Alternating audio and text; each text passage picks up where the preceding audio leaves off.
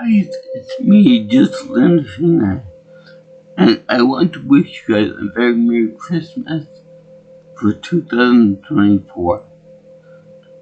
And we would Christmas be without the fat red man himself, Santa Claus. So that's why I decided to watch the movie, the origin story of the Jolliest Elf in the Whole Bunch. Santa Claus and in his movie Santa Claus is Coming to Town, which is more than likely named after the song of the same name. And this movie was made in 1970, which I love it if that coincides with the came before or after this movie. Rudolph the Red-Nosed Reindeer, but I recognize the same people that made this movie. Let me just check the date out there on this one.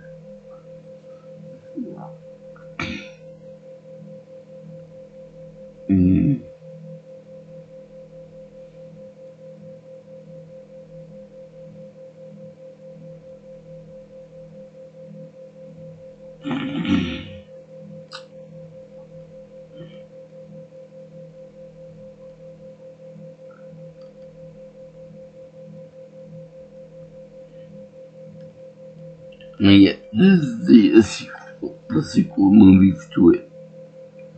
But this is the sequel of it. But the main movie came out in 1966, and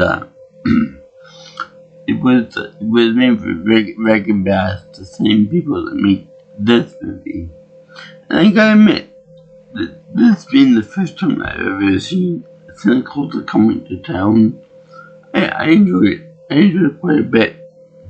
And it was very cute, very adorable, very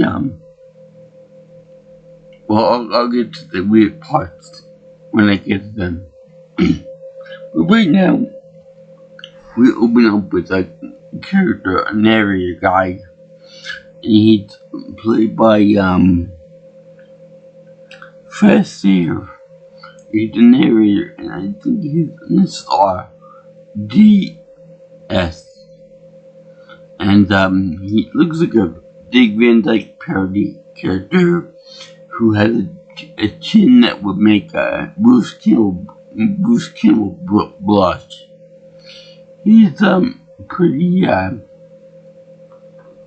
well, he dances pretty good, but that could be because his voice actor is Fred Astaire, one of the best dancers in the history of Hollywood. And the main character, Chris Kringle, is played by legendary actor Mickey Rooney.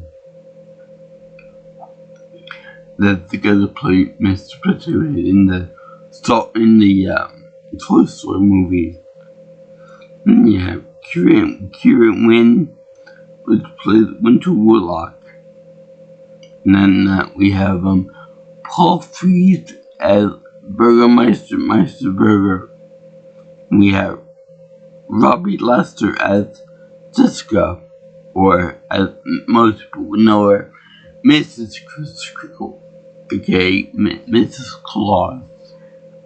Now, I'm not an expert on Santa Claus or anything, but I will say that I think Santa Claus, the character at least, comes from like Middle Europe, somewhere like around Austria, Germany, sometime, because the name Claus sounds like something you would have with like a German origin to it.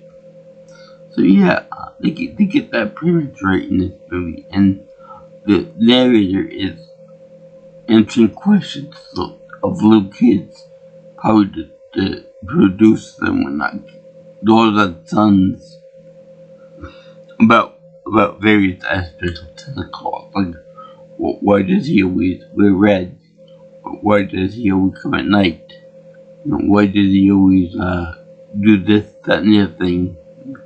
Many of the myths that we associate with Santa Claus and most of the lore are addressed in this film, except for the part about the cookies and the fattening glucose stuff that he eats.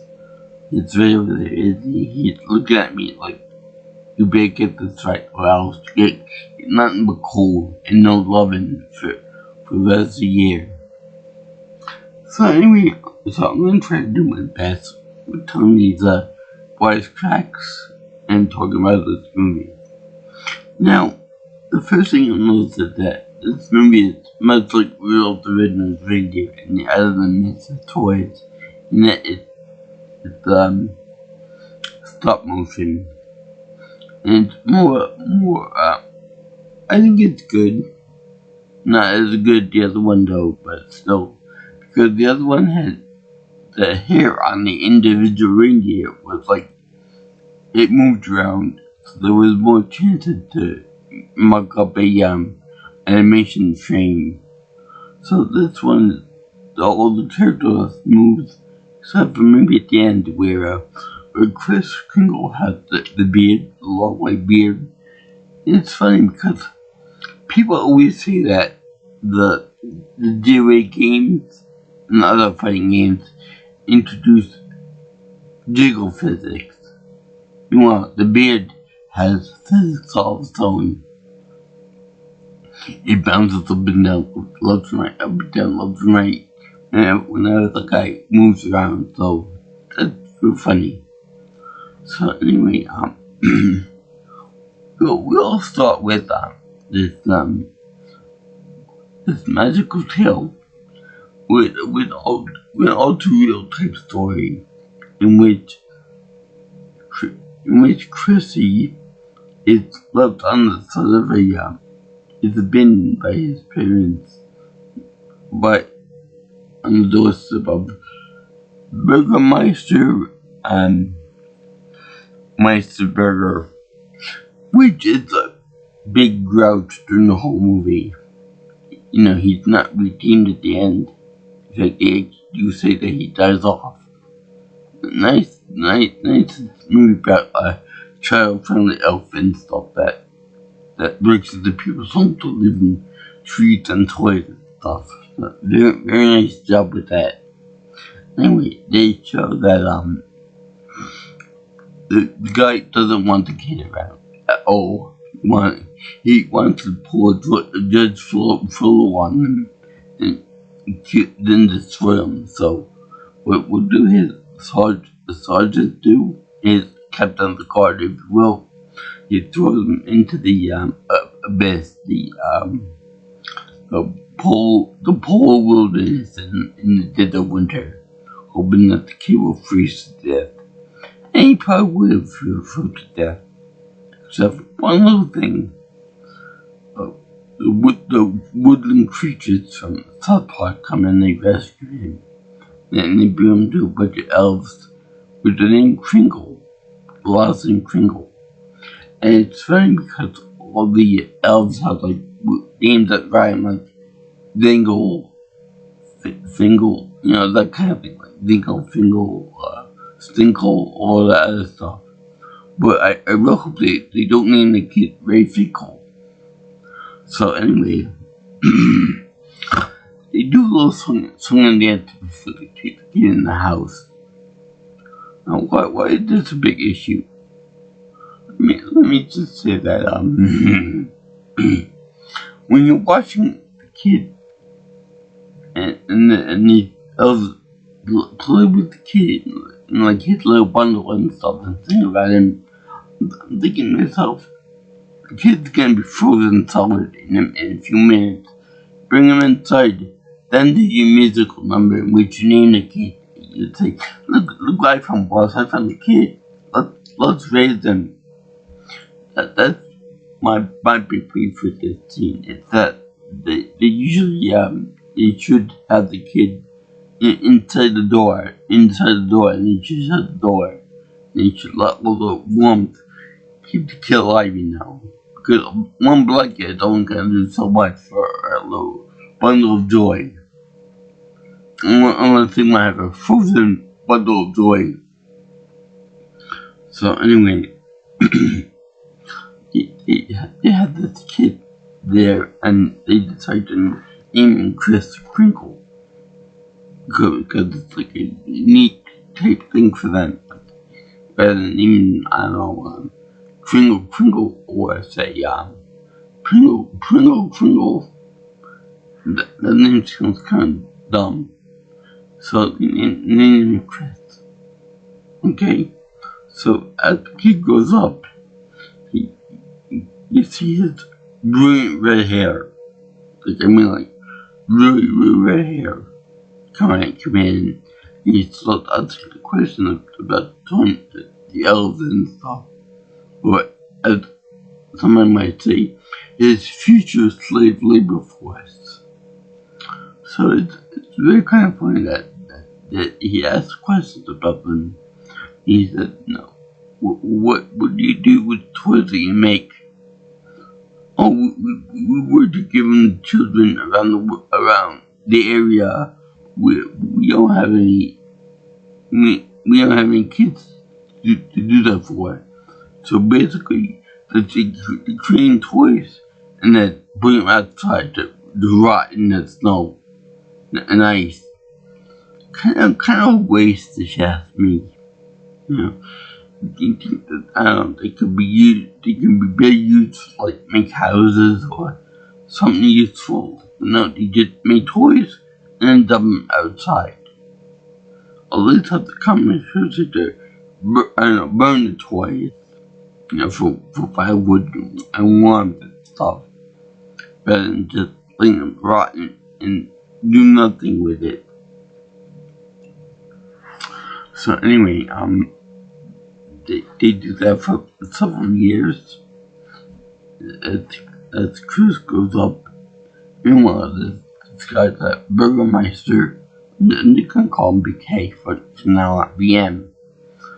Where BM is concerned, he hates toys. He thinks all toys are evil. They're unproductive. They make kids lazy.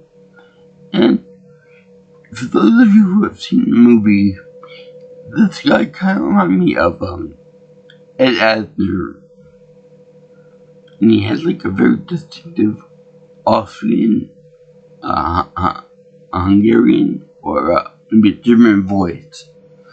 And for some reason, I can detect a little bit Jewish accent in the voice too. For some strange reason.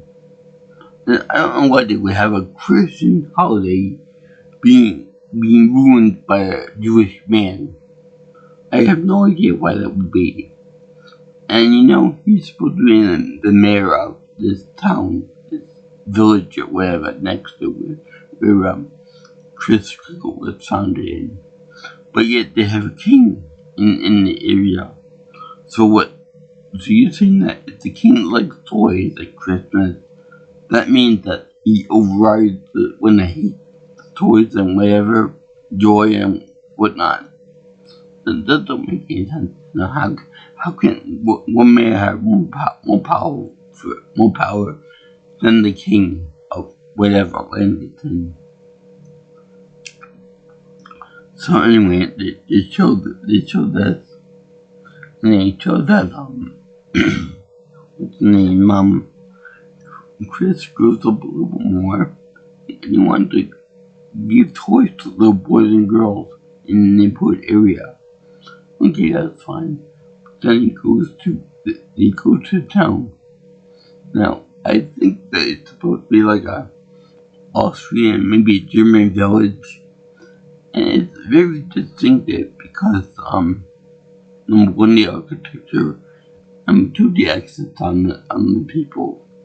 Number three, because the soldiers under BM's control have a very distinctive helmet style.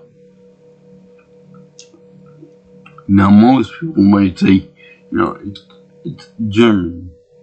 They're all Nazi though, like Hitler and stuff like that. But that's not the case. they got a very distinctive point on top of the helmets that be the indication of a Austria-Hungary Empire, which was around the World War One, not two, but World War One. And so this guy must be like a Austria-Hungary mayor or king or maybe a lord somewhere. So anyway, he hates toys. Even when Chris decides to give him a yo-yo, he ends up saying, "Oh, I used to love these yo-yos." Then he goes to play with it. By the way, I can't play with yo-yo to save my life. My mother, on the other hand, but reminded those who knew her back when she was a kid, like the flamingo with the yo-yo from Fantasia 2000. Always play with it and everything. So yeah, the guy would play with the yo-yo, and then he injured himself with it. And it's like, oh no, I hate toys now. He's trying to taunt me with the toy, trying to bribe me with toys and sweet things, getting cards. So then he runs away. But at one point, I believe that he moonwalks, or somewhere along he moonwalks. So he's like exiled out of the area. So then he meets Old Man Winter, or the Winter Warlock. And let me tell you something. I love the hell out of this design. Okay, I love the Warlock more when he's frigid old man wizard. You remind me of that show, I think it's Adventure Time, with the old wizard, the blue-faced wizard with the big beard and stuff. Yeah, remind me of that. But he's people who wanted me to be careful with this guy. He's a bad dude. He wants to kill the president, and he's a one mean guy, one mean hombre. So he's the guy who the forest woodland creatures in the beginning were trying to protect as a baby. Kind of coincidental, but whatever. So he's this guy who's not terribly bright, I gotta admit, if he can take a pile of sticks and not uncover to reveal baby. But whatever. So he gets a little choo-choo train for little St. Nick. And from there he's like, nobody has given me a gift before, and I must change my ways. His transformation to a normal being is faster than, say, the Grinch. Which I should be getting to eventually.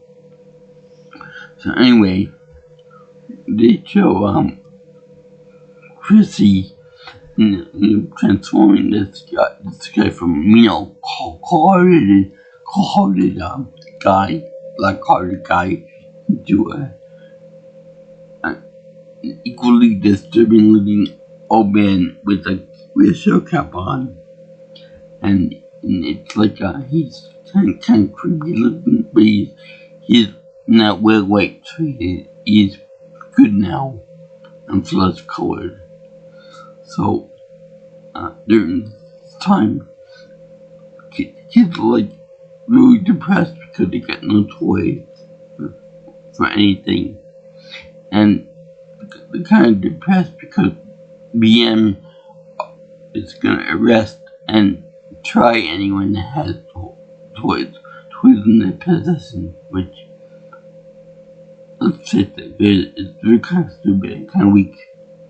But then you got Jessica, which will become the future Miss Claus, a very, very pretty, doe-eyed, redheaded girl. Which is kind of weird because Chris is a redhead too. So that means that the only people that redheads should be with are other redheads. Kind of like saying like go with blacks, Asians should go with Asians, you know. Disabled people should go with other disabled people, and that sort of thing. But whatever. I have here a little figurine as another sexy redhead who was my childhood crush when I was a little baby Joey. Sapphire. You can keep Ariel's Little Mermaid, but this is my queen right here. From the Good Teen Titans cartoon show. So in any case, they also have kids also have chores, cleaning their stockings, which is a very clever way for Kris Kringle to give his toys to the little kids without BM or his guards finding out about it. He puts toys and treats inside of the stockings hung by the fireplace to dry off. So it's quite clever. I don't know if the lore from this movie is accurate to the lore in real life for Santa Claus, but it sounds legit. It sounds about legit as anything else in this world. You know, with magical elves, with sexy redheads, you know, like Red Riding Hood, and some sexy free, and Jessica Rabbit, funny name coincidence there, but yeah, it's funny that Kris Kringle finds out and tries to live with toys, BM, and devoted to BM, but the only thing is you won't let him, and he wants him to be stopped. So while he's talking to Jessica, she's saying, "Oh no, we can't have that. We can't have the kids get in trouble. No toys allowed." And you know what makes her stop whining and start listening to Kris? He's giving her a shiny new doll, which looked a little bit like her, kind of creepy, but it looks like her. And by giving her a shiny object, he makes her shut up and obey him and want to help him out. Kind of sexist, I'm not gonna lie, that's kind of off with that. I mean, I don't know, I feel that it's kind of weird. Also, for the same matter, I know the voice cast is iconic in this movie, but for some reason, the head of the army for the Burgermeister, the voice sounds very, very, very familiar to me. I don't know what it is, but it sounds very similar to something I heard before once in another voice acting role. If you can tell me who that is, I will be very grateful, because they don't have it on Google here. So anyway, they show Kris Kringle, making friends and having adventures and stuff with delivering toys to this place that doesn't allow fun for the children. Kind of like in America in a few months. But anyway, there's also a song I find kind of offensive.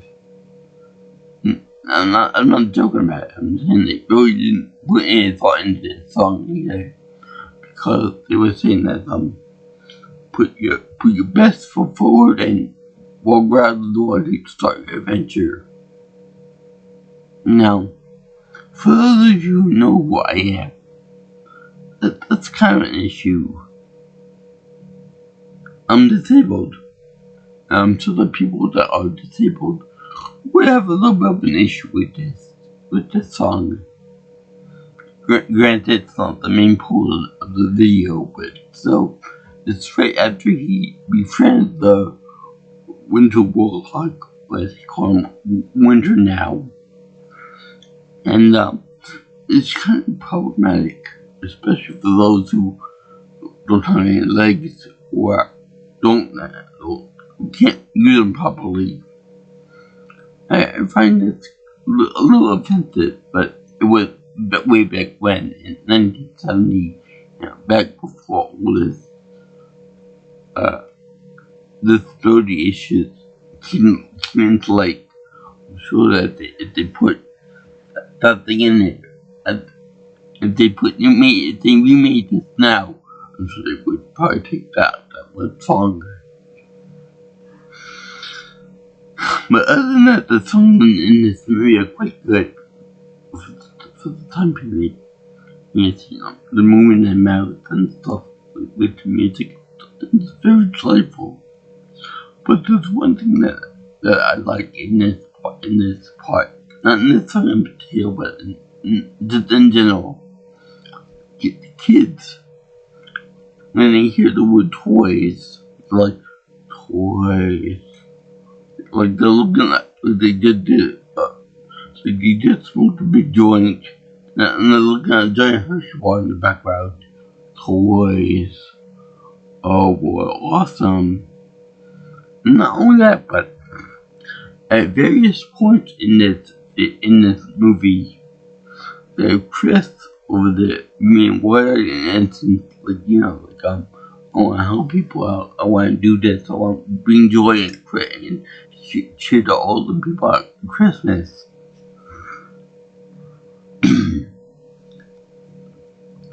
But normally his color part of his eye is all like real side, like my eye right now. But then when he starts singing and when he does something important, it's like his eyes, the color takes up a whole of his eyeballs, like. So it's like he's two roles, man. Not only that, but when Jessica had like her little talk about how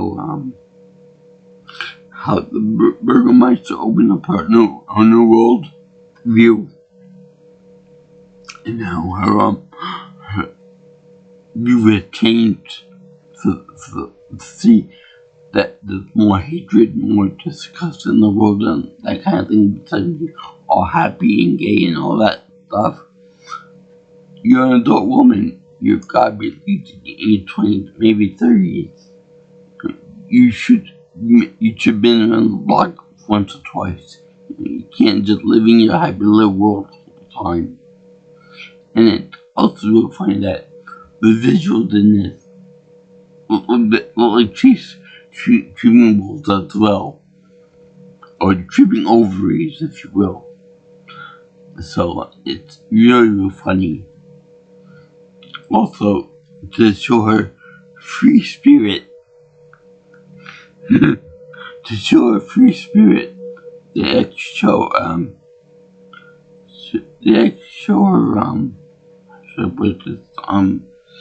she lets down her hair to represent freedom of thought. Now I find this very funny and kind of sexy too, that she would be liberated against Scooby-Doo and the Reluctant Werewolf at this time after she met Chris. I find all that really funny about her character. Now that she's being awakened and all kinds of other stuff they're about. So anyway,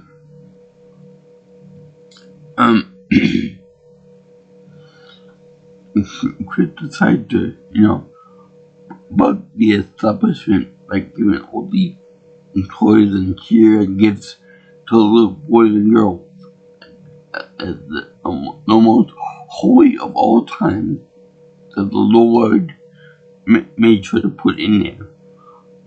I believe that this is the first actual Rankin Bass movie out of the 4 that they did, in which they bring up this concept of God I don't think that there are many religious people out there that would actually agree to that, except for those who believe that Jesus Christ was born on the holiest day of the year, December 25th. But that's up for debate and all that. So, anyway, this movie definitely went for that angle. Whether you believe that or not, it's up to you. You know, I would not put any faith behind that, no pun intended, because we're talking about a fictional elf in a fictional world here. You know, I don't think that the factual Jesus Christ being born on December 25th is really going to be that big of a make or break issue for this movie. And also, they have a marriage because by right, Santa Claus and his wife are considered outlaws because they're disobeying the Burgermeister rules about toys and whatnot, which again is kind of stupid, but for the sake of argument, I'm going to say that passes. Anyway, it's really kind of stupid, but but they allow that, and they say that no church will have them in the doors, which is a violation of church and state. But whatever, it's Europe. I'm grateful that they're still enclosed at this point, even though it's like minus 30 degrees in the world here. So they had the marriage ceremony outside with red wearing crinkles, which your white crinkle wears red because it's adopted family wears it like a family crest type of deal, and they have all the woodland creatures being witnesses, along with Old Man Winter Warlock, still trying to use the last bit of its magic to try to make the lights on the trees be where they are, you know, light them up and stuff, and use tinsel, use a bunch of ornaments on the trees, be the very first Christmas decorations. Again, the origin story of those things, which kind of blow in the face of Kirk Cameron's Christmas. And I may not get to that movie, but it's been hilarious when I see it. Anyway, they have that, which I believe that this is the first ranking best movie with marriage in it between two humans. You know, the real fat married to Clarice Stalling. That would be two animals. So they had that, and the very last of the Winter King's magic we used to give magic something rather to Santa Claus to give to the reindeer to make them fly. No other animal is this affected on, because it's coincidental that this feat can only be used for reindeer. Make them fly. You know, I would like to see what a flying squirrel will look like in this world, or a flying human, or even a flying monkey, or a flying sand for that matter. Anyway, they have that, and then they also have Chris Kindle and his wife moving the slave labor camp from a location away from the village to a place close to the village. You know, Santa's workshop or slave labor camp. also they have they chose the holiest night for him to work because he breaks into people's houses through the chimney, and then he also takes the cookies, and we call he's a convict who is red. You know, maybe it's coincidental that we have a convict as a leader that also wears red as a leader of our country coming up.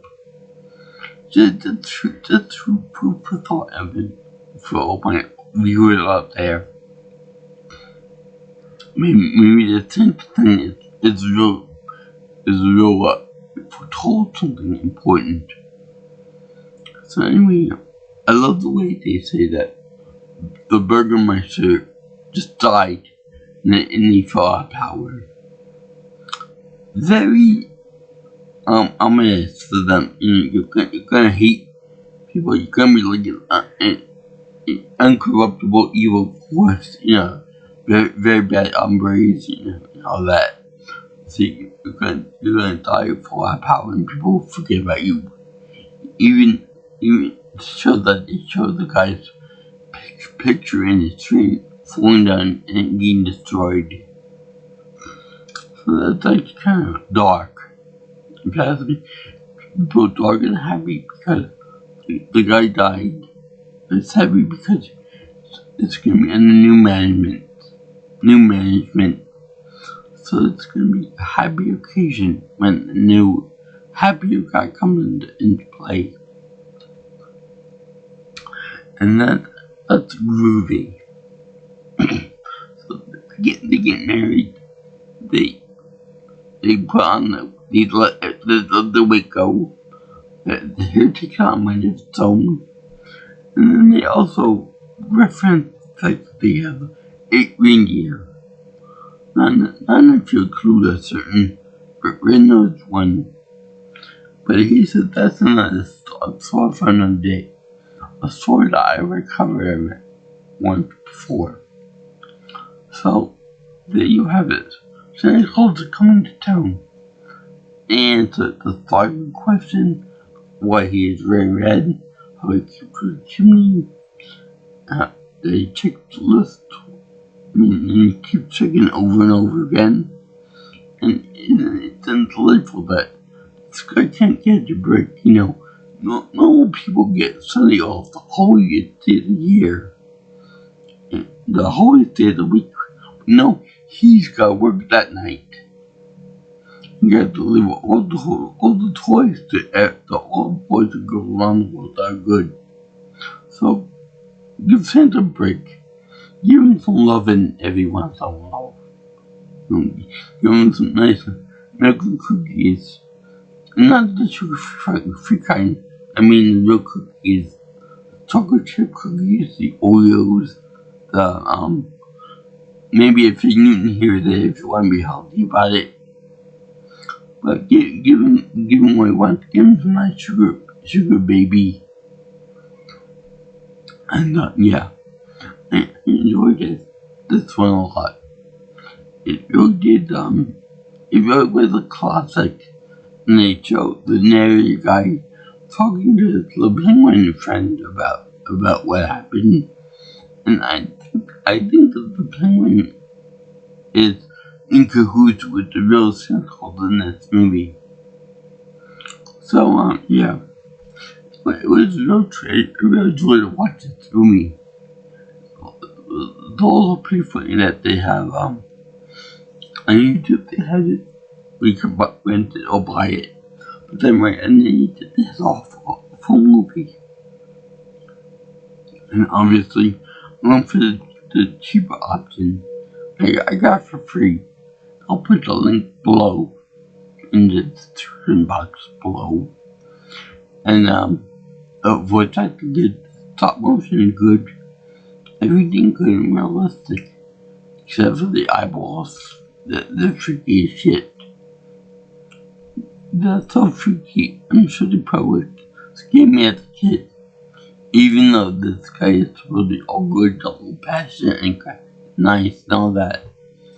I just find it very, very weird.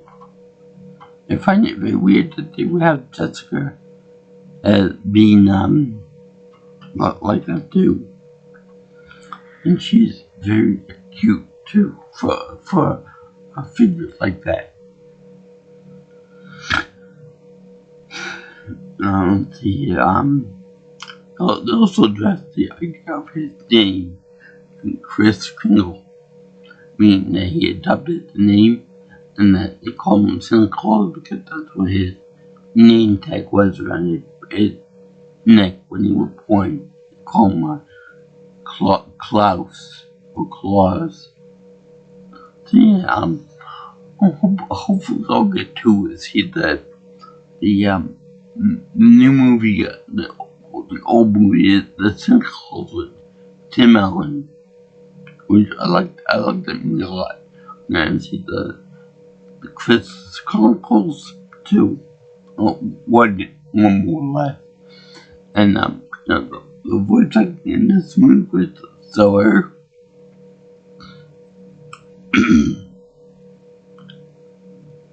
But I say that the father in this movie was the same guy that did the Burgermeister was the same guy that did Tradition in Phil on the Roof.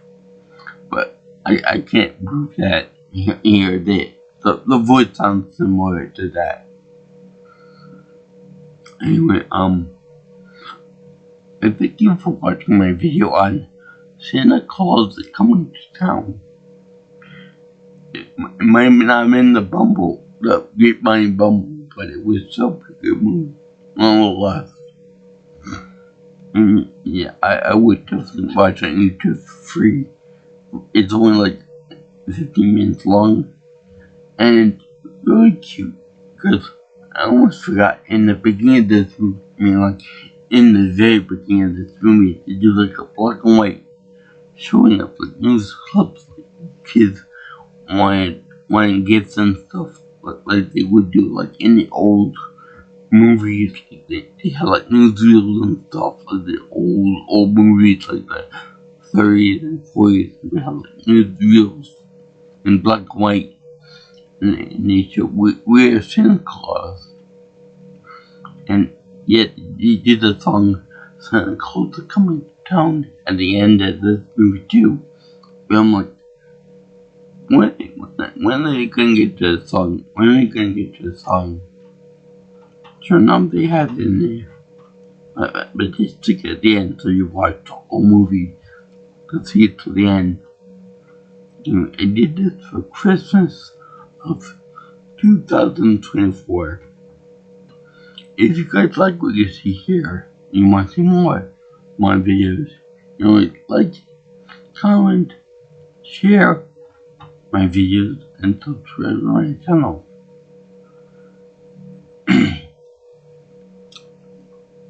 If you want to contact me for future stuff, by calling me or texting me at 631-707-3707.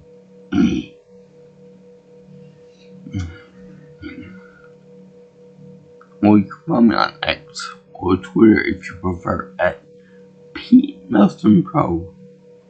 My email is jjviewingchannel@gmail.com.